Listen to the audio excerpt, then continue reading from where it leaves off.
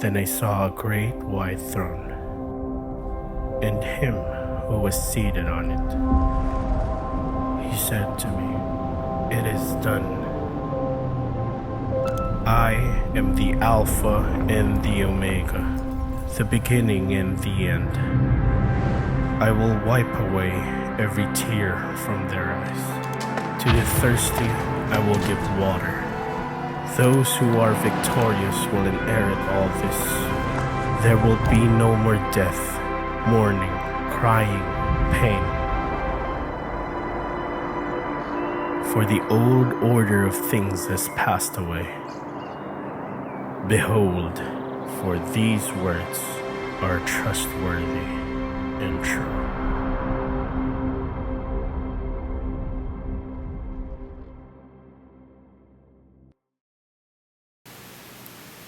Good morning once again. We are finally landing our series, Great White Throne, and I hope that as you hear about the end times, there will be no more fear, but there will be faith and hope that will arise. That when you get to hear 666 or Antichrist, you will not be disturbed because you know that what is written in the book of Revelation is really the truth. And that allows us to have a posture of urgency in sharing the gospel. So this morning, we will talk about the new beginning, and we will be reading Revelation chapter 21, verse 2 to verse 8. Asking everyone to please stand as we begin to read the Word of God.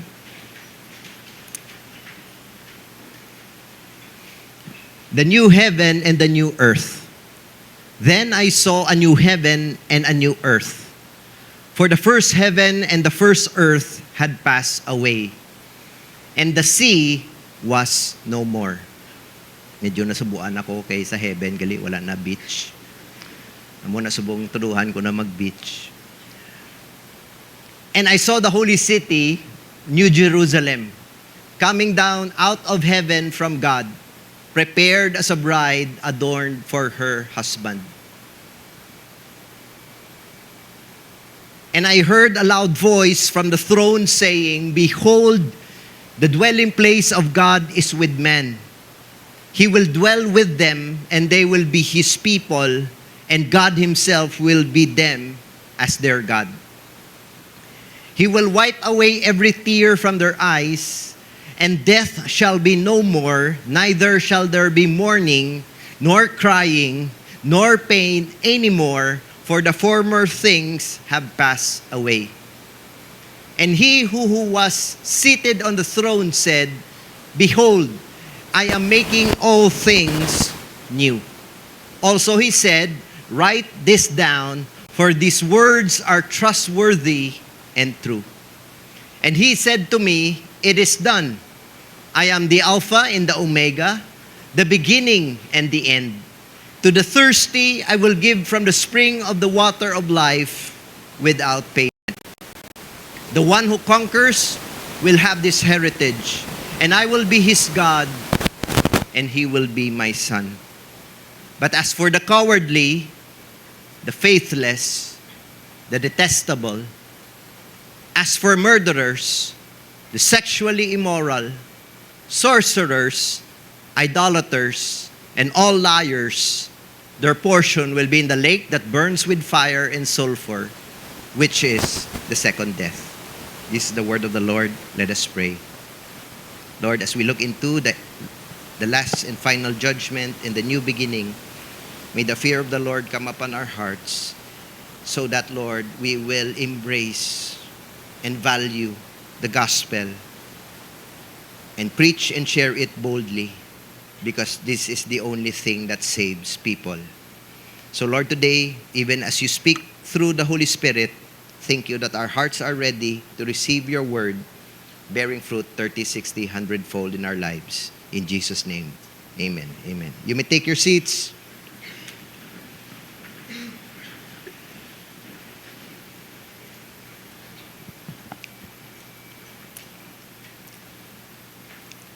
it's interesting because whatever John saw that will eventually happen in the end, it's always a balance between the rewards of the righteous and what they can expect in heaven.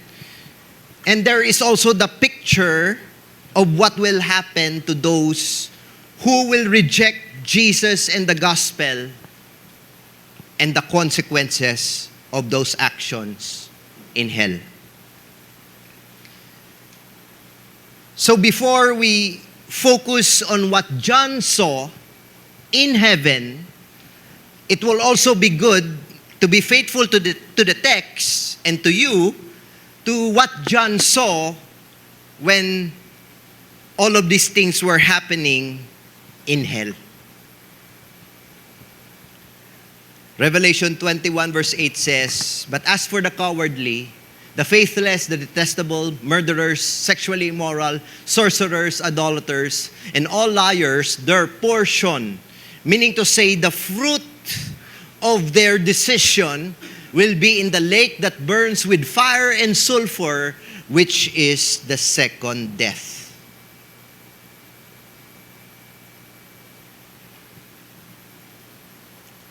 And before we miss what John is trying to say, it's so important to look to this in the aspect of our salvation.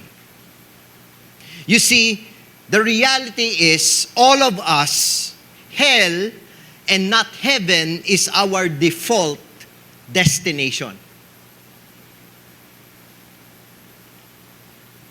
For most people, they think that as long as you are not as sinful as a politician, you can make it to heaven. They believe that if you steal 200 pesos, you can go to heaven because that is not nothing compared to a 2 billion pesos corruption.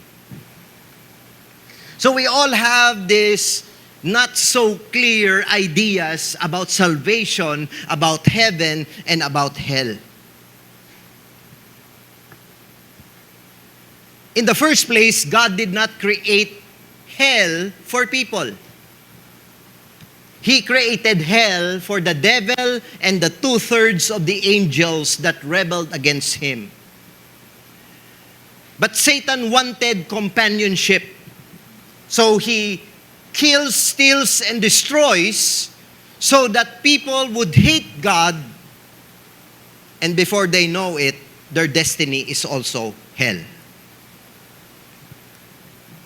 So John saw, first and foremost, the cowardly.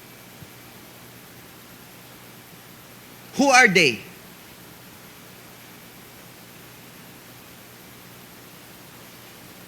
And you might think they are not in church. But the cowardly, these are the people who identify themselves with Jesus, but they never stood or stand against those who reject Christ. That is why when Charlie Kirk was killed by a sniper, all of a sudden, a lot of people know him. And Charlie Kirk was not killed because he was conservative. He was not killed because he was identified with the Trump administration. He was killed because he was effective.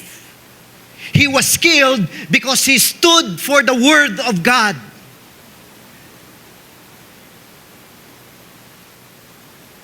He was killed because he was not a coward. And Jesus said, if they hated me, they will hate you. If they persecuted me, they will persecute you. And no servant will be greater than his master.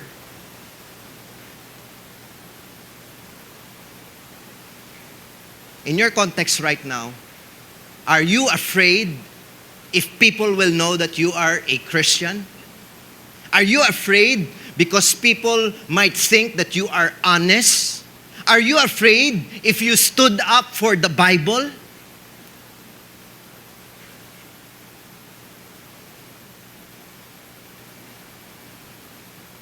The truth is, I hope you're not offended, there are cowards in the church.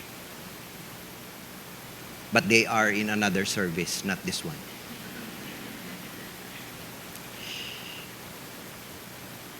The next on the list is those who are faithless. Now, please don't be misled with the idea that going to church is all about what faith is. There are a lot of people who are in church, but they never know the God that they worship. A lot of people go to church, they are in the 9 a.m. service, but they are not in the 11 a.m. service. They go to church, but they never really obeyed the Bible. They go to church, but they find it hard to even worship God. They worship music, they worship lyrics, they worship the musical instrument, they even worship the worship leader, but they never worship God.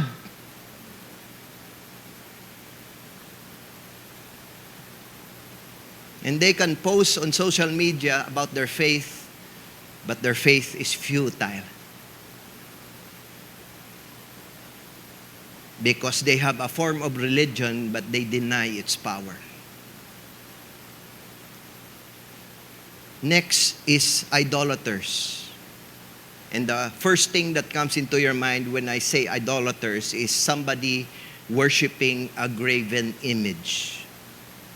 But the bottom line of the meaning of idolaters is simply this: regardless of generation, regardless of affiliation, regardless of your status, it's all about this: God is not first place in your life.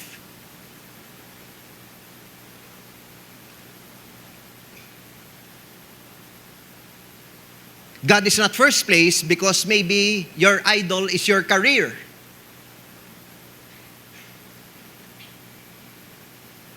God is not first place because maybe you don't verbally say it, but your business is your idol.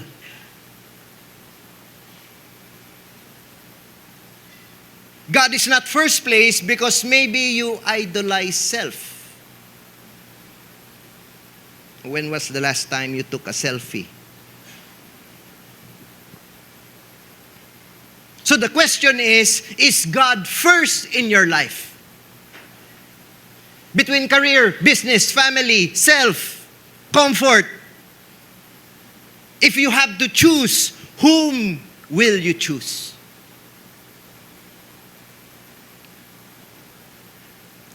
Don't have enough time. Next on the list, sexually immoral. There are a lot of people who go to church and they watch pornography. There are a lot of people who go to church, sorcerers. They say they believe God, but they have amulets. There are a lot of people who go to church and they lie to their parents because actually after church, or maybe they didn't even go to church, they went somewhere else.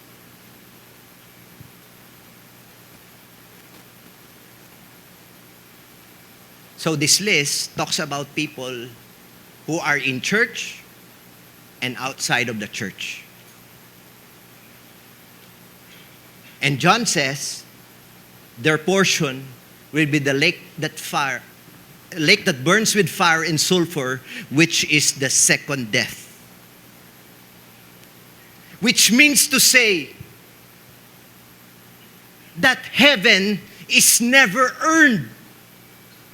You cannot buy your way to heaven. You cannot be religious enough to go to heaven. You cannot influence people to put your name on heaven. Heaven is a reward to the people who think they have no Savior. And they run to the cross and they run to Jesus because they realize apart from Jesus, there is no salvation. It's the same with our salvation. We are not saved because we go to church. We are not saved because we are more better than the corrupt politician. We are worse than them apart from the grace of God. Salvation, heaven, resurrection, eternal life are all a byproduct of the grace of God.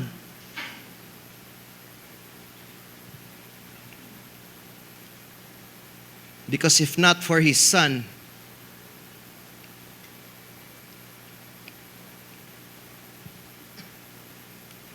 default mode,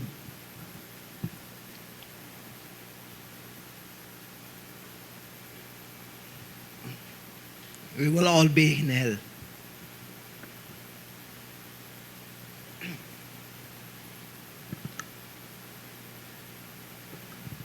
It's a message that should not be kept.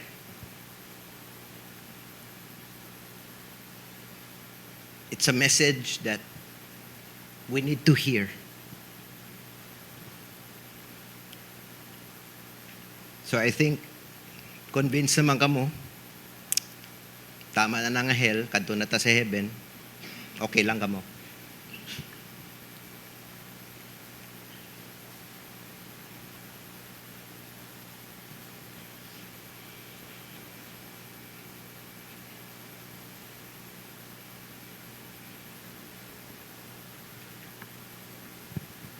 There are a few things that John the Beloved saw in heaven. But before we go there, even heaven, people are sometimes confused. They view heaven as boring because it looks like there's a choir there and all they do is sing. Some people, when they think about heaven, all they think about is the atmosphere. It's sitting on the clouds together with angels. And some, when they think about heaven, all they think about are the streets of gold and the rivers of milk. But what John saw is something else. So, heaven is described in the Bible in three different ways. The first one is the terrestrial heavens. This is what the Bible calls the birds in the heavens. This is the atmosphere above, surrounding and covering the earth. The second way heaven is used in the Bible is called the celestial heavens. The celestial heavens is comprised of the celestial bodies of moon, stars, the galaxies, and the sun. That's why the psalmist says, the heavens declare the glory of God. What John was talking about is the third heaven. This is what Paul says, I was caught up in the third heaven, which is basically the place where the glory of God dwells. So our text is talking about the third heaven. This is the place where the glory and the presence of God is felt, seen, and experienced. It was also Paul who said that to those who are in Christ, our citizenship is in heaven. 5 things that John the Beloved saw in heaven. The first one, renewal.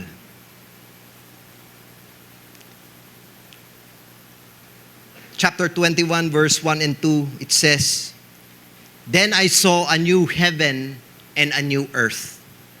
For the first heaven and the first earth had passed away, and the sea was no more. Verse 2, And I saw the holy city, the new Jerusalem. So what John saw was the new heavens and the new earth. The new in the Greek language has two meanings. One is brand new, and the other one simply means remade. Remade is the word that was used by John. So when you reach or arrive to heaven, it is almost as the same as the earth. It's renewed, it's remade, for the very reason that the earth now is free from the power, influence, and consequences of sin.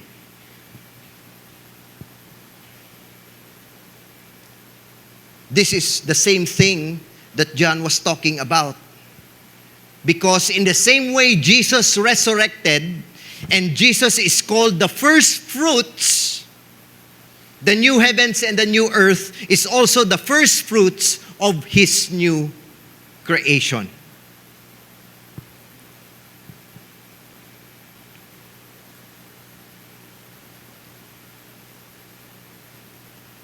So you could just imagine everything that you see on earth right now may be almost the same as what you can see in heaven minus the curse of sin. So, imagine mo na lang ang body mo subong minus the curse of sin. So, dito sa heaven, I can assure you, di niya atik, gwapa-gwapa, gwapo-gwapo kagid. I could just imagine Boracay in heaven without the drainage system. I could just imagine Iloilo without the effects of sin. I could just imagine your body without the consequences and the power of sin. So everything in heaven is glorified. And I'm sure John wanted to write more, but you cannot explain something when you are already overwhelmed by what you see.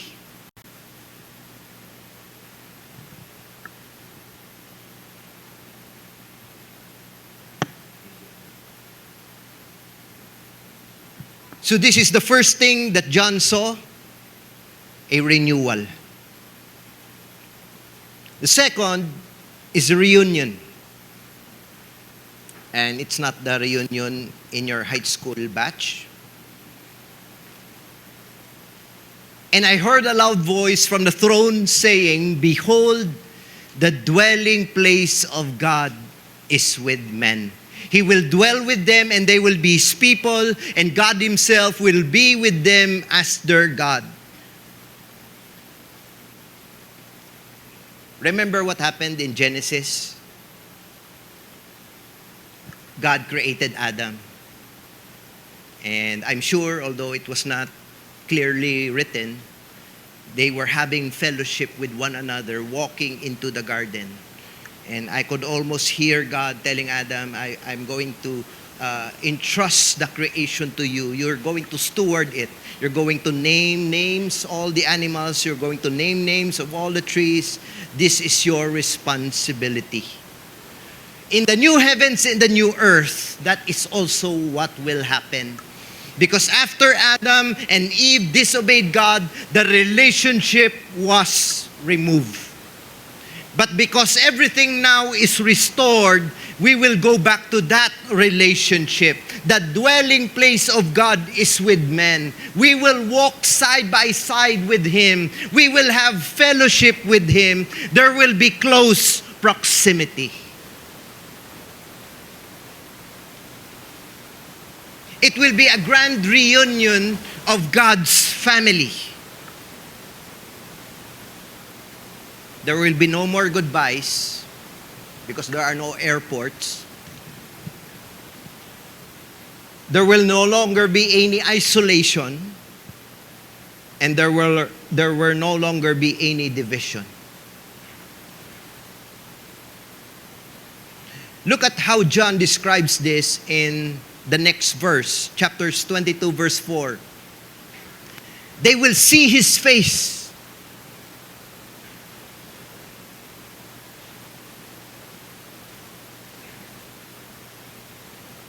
Do you desire that? They will see his face, and his name will be written on their foreheads. And night will be no more. They will need no light or lamp or sun or LED lights, for the Lord God will be their light, and they will reign forever and ever.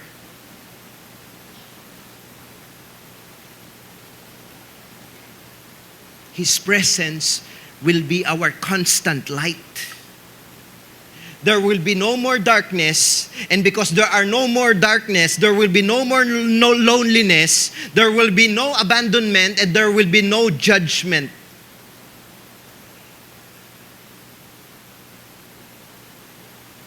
We will be basking in the beauty and the glory of his face. And Jesus radiates his beauty and love. Because if you have already forgotten, this is about a wedding.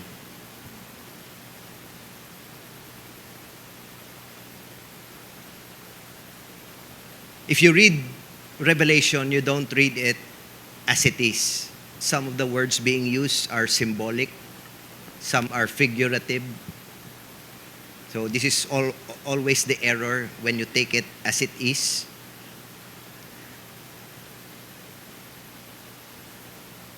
The name will be on our foreheads.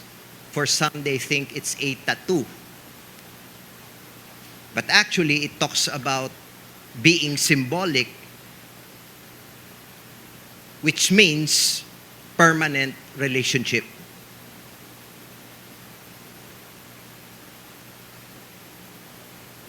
So the first one is renewal. The second one is a reunion. The third is release.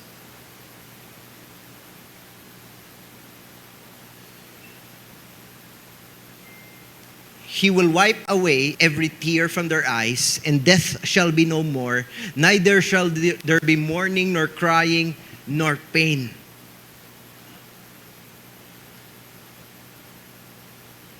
Because all the effects and power and consequences of sin has been removed. Which means there are no chronic illness. There are no inhalers in heaven or balanyos. There's no more fear. There's no more worry. There's no more stress. No more misunderstanding. No relational conflicts. There are no emergency rooms. There are no pharmacies, no children's hospital, no funeral homes, no homicide departments, no grief counselors, no security guards, and most of all, can you imagine, no tax?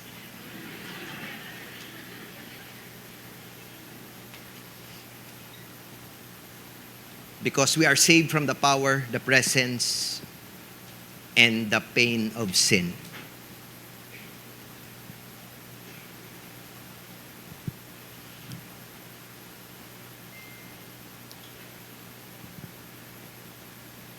When God wipes away every tear from their eyes, what this means is that in heaven, you can still remember the pain, you can still remember what happened to you, but as you look back on earth, you realize the pain that you went through, the struggle that you went through, the trauma that you went through, all the rejection and all the bad things that was spoken to you, as you approach that in the context of heaven, you realize your joy was all connected to that.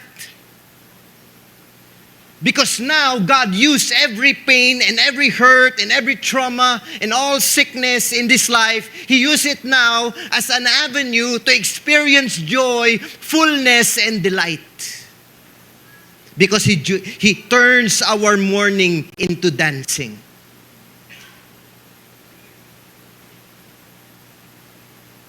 He transforms our pain into joy.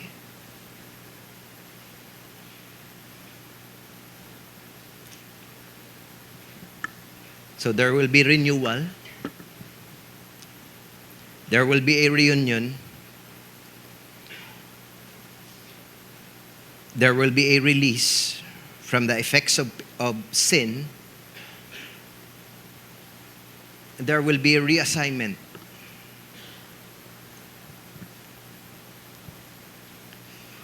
It says here in verse 3, no longer will there be anything accursed, but the throne of God and of the Lamb will be in it, and His servants will worship Him. One translation says, and His servants will serve Him. So again, going back to Genesis, God told Adam that you need to steward my creation. You are responsible. I gave you authority. And this happened before the fall. So now, everything is restored. Sa mga retirees dira, may trabaho pa sa heaven.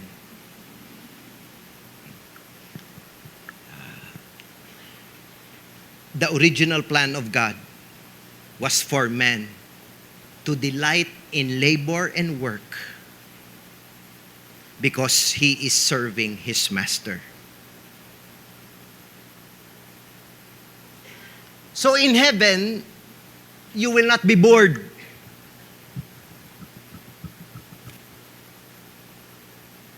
In heaven, you don't need entertainment. Because in heaven, you are overwhelmed by the glory of God and you are busy with joy serving Him.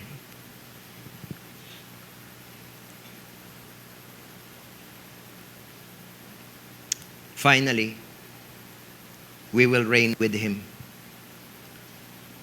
And night will be no more. They will need no light or lamp or sun, for the Lord God will be their light, and they will reign forever and ever. Meaning to say, God, from the original plan in Genesis, we will rule and reign over all creation. And from the very beginning, God destined His people for royalty.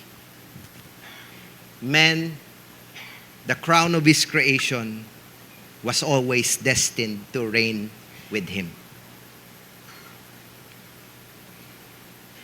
As we end the series, look how John ends the book.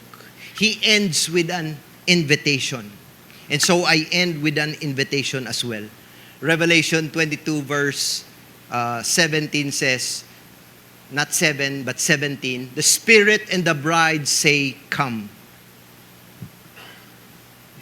Will you come to Christ today? Will you run to the cross today?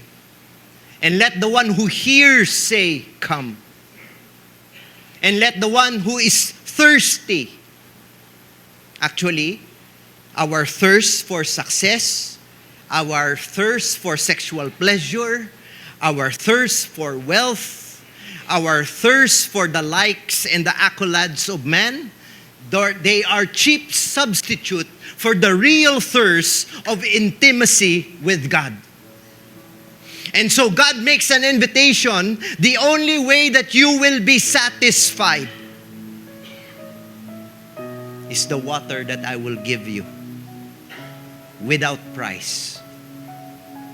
My presence, the Holy Spirit. Can we all stand right now? Can I ask the music team to join me here?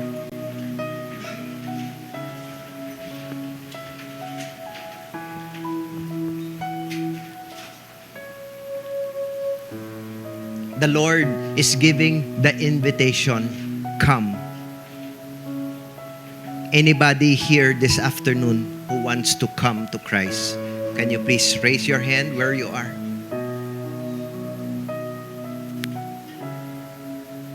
Lord, thank you for your invitation. Thank you that today we can make a choice that we can come. Thank you, Lord, that we can come just as we are. Murderers, faithless, idolaters, liars. Lord, kami ni tanan, Lord. But Lord, you never rejected us. You still invited us to come. And so, Lord, we come to you today knowing we do not deserve heaven. We do not deserve eternal life. We do not deserve your mercy. We can never earn your forgiveness. But we thank you because you sent your Son. You gave Jesus. You crucified him. You pierced him. You killed him at the cross so that we will be forgiven. We will realize our need of a Savior, and we can run to the cross and be saved. We thank you, Jesus, because you resurrected on the third day. We thank you, Lord, that even at this time, you are making intercession for your people that we may run to the cross. And so, Lord, today, thank you for the response of your people. I pray, Lord, that you will give them boldness, that you will give them, Lord, the ability and the urgency to talk about their faith, because it is our desire and your desire that Jesus Christ would receive the highest glory for his death. Lord, we're looking forward to seeing your face, not based on our good works, but based on your righteousness. We're looking forward, Lord, to celebrate the grand reunion in heaven, where there will be worship day and night. We will experience your glory, your happiness, your joy, your peace. And Lord, let this last song before we leave a practice as we await for this grand reunion in heaven.